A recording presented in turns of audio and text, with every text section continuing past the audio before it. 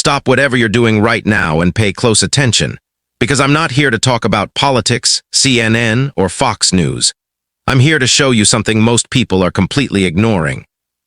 Once you see it, once you truly understand what's happening, you will never look at this conflict the same way again. Every single time America has gone to war in the Middle East, Washington promised it would be fast, controlled, and worth it. They said that about Iraq in 2003, Libya in 2011, and Syria. And every time the war didn't go as planned. The chaos that followed was far worse than what came before.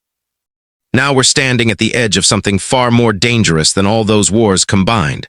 A direct American military conflict with Iran. Let me tell you exactly why. If this war starts, it will not stay small or contained. It will spiral, and that spiral will shake the entire world. Let's start from the beginning, because it's critical to understand how we got here. This story didn't begin last year. It began in 1953, when the CIA and British intelligence organized a coup to overthrow Iran's democratically elected Prime Minister, Mohammad Mossadegh. Why? Because he wanted to nationalize Iranian oil, to let Iran control its own resources. That was unacceptable to Western powers dependent on cheap Iranian oil. So they removed him, put the Shah back in power, and for the next 26 years, Iran was essentially a U.S. client state. Then came the Iranian Revolution of 1979. The people threw out the Shah, rejected American influence, and established an Islamic republic. From that moment on, the relationship between America and Iran has been one long, continuous war. Not always a shooting war, but always a war. Sanctions, covert ops, proxy conflicts. Assassinations of Iranian scientists, cyber attacks on nuclear facilities. A Cold War for over 45 years. And what we're looking at today is that Cold War turning hot. Very, very hot. Before I go further, let me explain the method I use. Not so you'll just accept what I say, but so you can test it yourself.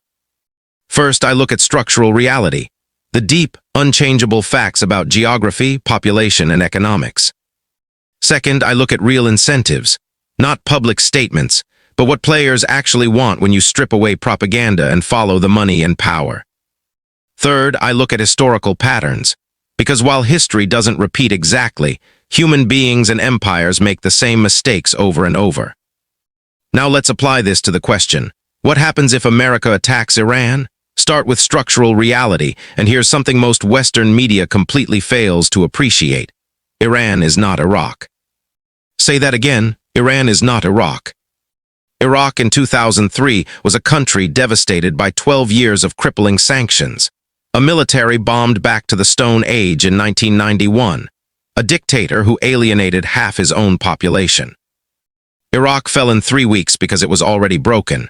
Iran is completely different. Iran has 90 million people. Iraq had 25 million in 2003.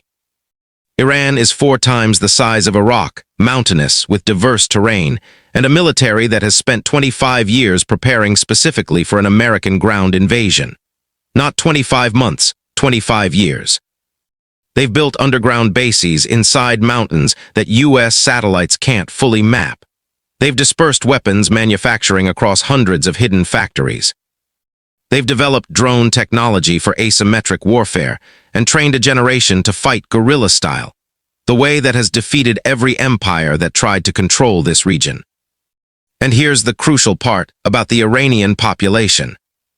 When America invaded Iraq, many Iraqis were indifferent or even welcoming. The Shia majority had been oppressed by Saddam, the Kurds had been gassed. Iran is different. Yes, the Iranian government is authoritarian, and yes, Iranians have real grievances against it. But Iranians are also among the most nationalistic people on earth.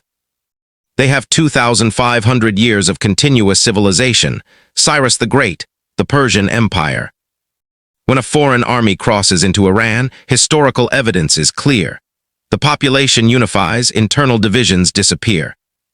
And American soldiers find themselves fighting not just an army, but an entire nation. That's exactly what happened when Iraq invaded Iran in 1980. Saddam thought the revolution had made Iran weak. Instead, Iran mobilized. The war lasted 8 years, 1 million people died, and Iran did not surrender. Even after 8 years, even after 1 million dead, Iran did not surrender. That's the enemy America is contemplating. Now let's talk about incentives. What does each player actually want? America says it wants to prevent Iran from getting a nuclear weapon, peace and stability in the Middle East. But let's be honest. What America actually wants is control over global oil supply, because that control is the foundation of the petrodollar system. Since 1973, almost all oil has been priced and traded in US dollars, creating permanent global demand for the dollar. That's what lets America print money and run massive deficits without its economy collapsing.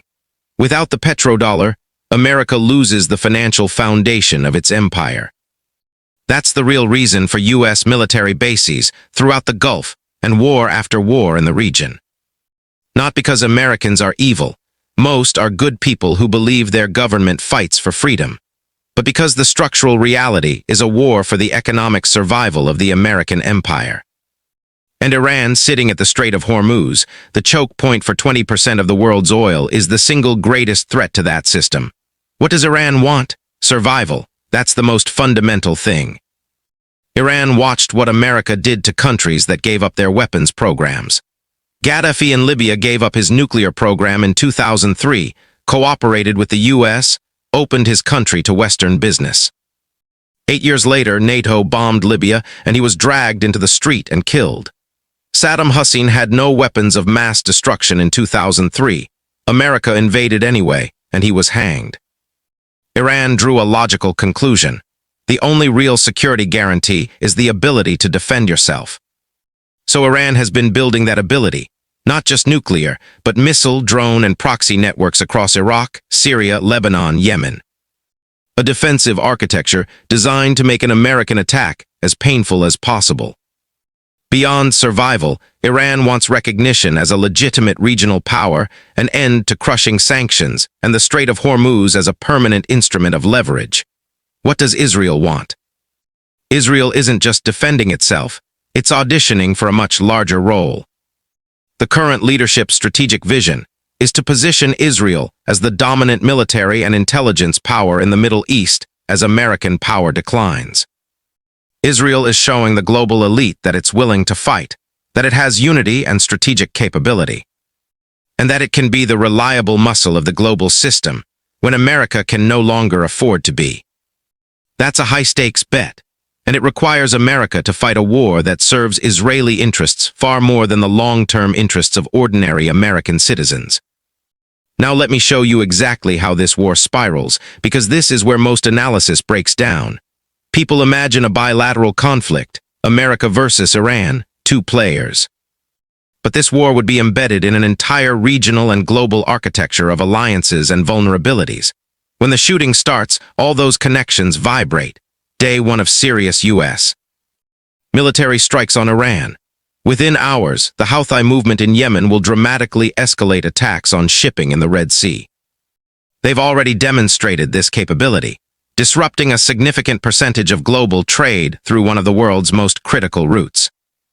Under wartime conditions with full Iranian support, the Houthis can almost completely close the Red Sea to commercial shipping.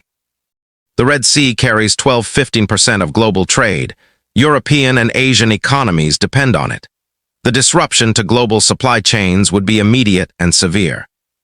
At the same time, Hezbollah in Lebanon, the most capable non-state military in the world, which fought Israel to a standstill in 2006 and has spent 18 years rearming with far more sophisticated weapons, will open a second front.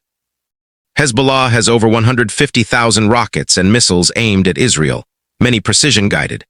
Israel's Iron Dome can handle a certain volume, but not everything. In a full-capacity war, some missiles will get through. Israeli cities will take hits. Infrastructure will be damaged.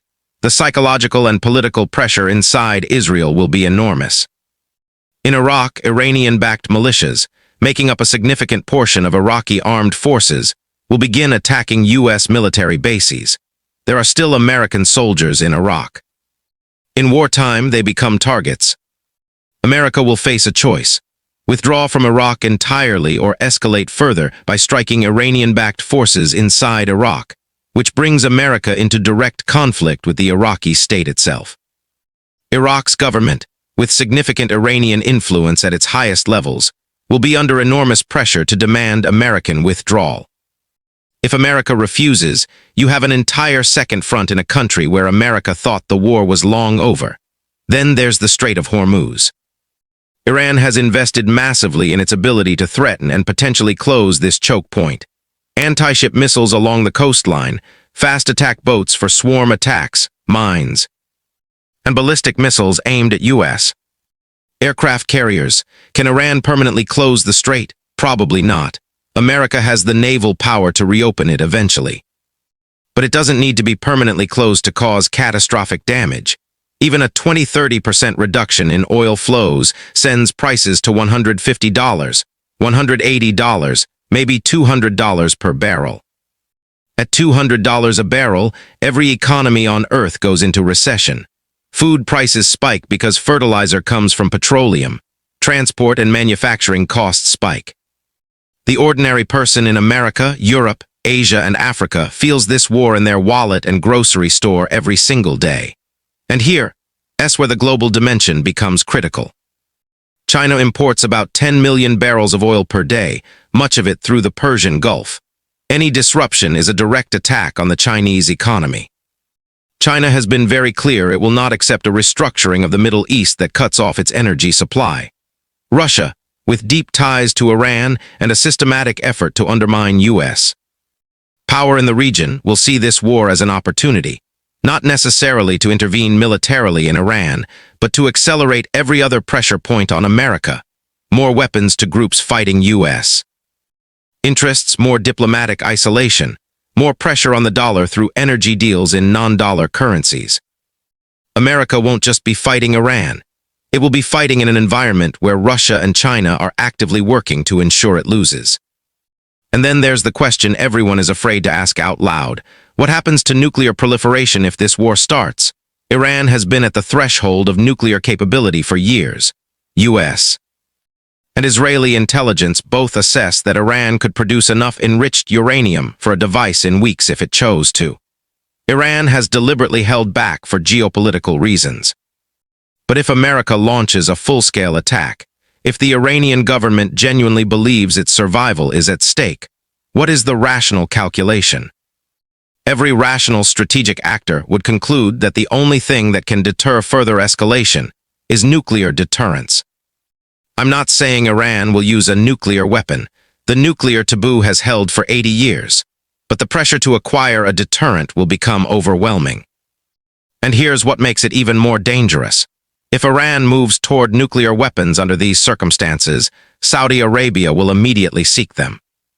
Saudi Arabia has already publicly stated that if Iran gets nukes, it will too, and they have the money and relationships to move quickly. If Saudi Arabia goes nuclear, Turkey has to consider it. And if Turkey considers it, every calculation in NATO becomes infinitely more complicated. One regional war in the Middle East could trigger the most serious global nuclear proliferation crisis since the Cold War. Now I know what many of you are thinking, but America is the most powerful military in the world. Surely American firepower can simply overwhelm all of this. I want to answer this directly because I think this assumption is the most dangerous misconception driving U.S. strategic thinking. In terms of air power, naval power, and precision strike capability, America is absolutely dominant. No question.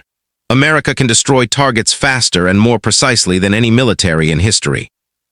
But here's the fundamental problem that military history teaches us over and over. You cannot win a war from the air alone. You cannot. America bombed North Vietnam with more tonnage than was dropped in all of World War II. Vietnam did not surrender. America and Britain bombed Germany continuously for years. Germany did not surrender from bombing. It surrendered when Soviet and American soldiers were physically inside Berlin. Air power can degrade infrastructure and kill leaders, but it cannot change the fundamental political will of a determined population. And if air power alone cannot achieve regime change in Iran, then the question becomes, do you send ground troops? A ground invasion of Iran is where the spiral truly becomes catastrophic. Here's the cost exchange problem. one of the most underappreciated facts of this conflict. Iran fires a drone that costs between $20,000 and $50,000. America fires an interceptor missile to shoot it down. That costs between $3 million and $10 million.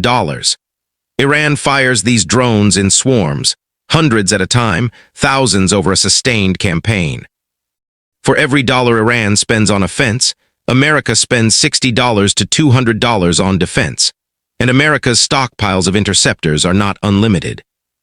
Production of these sophisticated missiles takes years, and the U.S. defense industrial base, hollowed out by decades of financialization and cost-cutting, cannot rapidly replace them.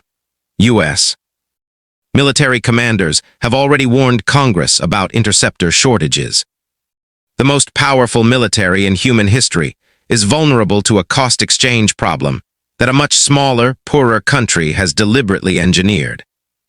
That's strategic genius on Iran's part, and a structural problem that air strikes alone cannot solve.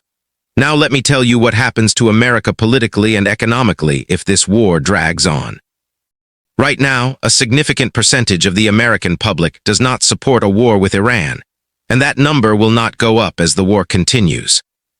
It will go down because every week brings more economic pain, gas prices rising every week, grocery bills climbing, and as the pain spreads, the political consensus in Washington fractures. The party that started the war faces electoral destruction. The other party demands immediate withdrawal. The debate becomes toxic. And Iran, watching all of this, understands that time is on its side. Because every day this war continues, the political will in America erodes a little more. That is how empires lose wars, not because they lack firepower, but because they run out of patience. This is the reality that no one in power wants you to see. They want you to believe in quick strikes and clean victories, but there are no quick strikes and clean victories in Iran. There is only a long, grinding, catastrophic spiral that will touch every corner of the globe. So when you hear the drums of war beating louder every day, remember what I've told you. Remember the structure, the incentives, and the patterns of history, and ask yourself who really benefits and who pays the price.